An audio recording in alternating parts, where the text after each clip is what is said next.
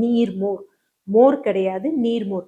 So தேரையரும் அவருடைய பிணியணுகா விதியில வந்து தேரையர் சித்தர் குறிப்பிட்டது என்ன அப்படின்னு பார்த்தீங்கன்னா, நீர் பெருக்கி அப்படின்னு தான் வந்து சொல்லியிருக்காங்க.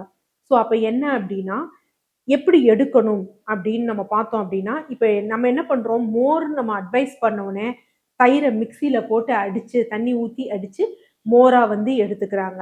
ஆக்சுவலா இந்த மோர் வந்து எதற்காக நம்ம எடுக்கிறோம் அப்படின்னா, 2 விஷயம்.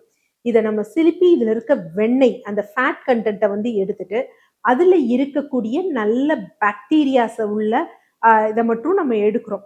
ஸோ நல்ல லாக்டோபேசிலே மற்றும் இருக்கிற மாதிரி எடுக்கும் பொழுது, வயிற்றில் இருக்கக்கூடிய நல்ல வயிற்றுக்கு, குடலுக்கு வந்து நல்ல பாக்டீரியாவ குடுக்குது. செரிமான மண்டலத்துக்கு. கால்சியம் நமக்கு கிடைக்கும். அது மாரி நம்ம நம்ம உடம்புல நீர் வந்து போதுமான அளவு நிறைந்திருக்க, ஹைட்ரேட்டடாவும் இருக்கிற மாதிரி இது இருக்கு. இதே இது நம்ம வந்து அப்டின்னா, தயிர அப்படியே இது பண்ணி எடுத்தோம்னா, நம்ம யூசுவலா பார்த்தோம் அப்டின்னா, அத குடிச்சோம் அப்டின்னா, அந்த தயிரோட பார்ட்டிகிள்ஸ் அப்படியே இருக்கிறது நம்ம வந்து ஃபீல் பண்ணுவோம்.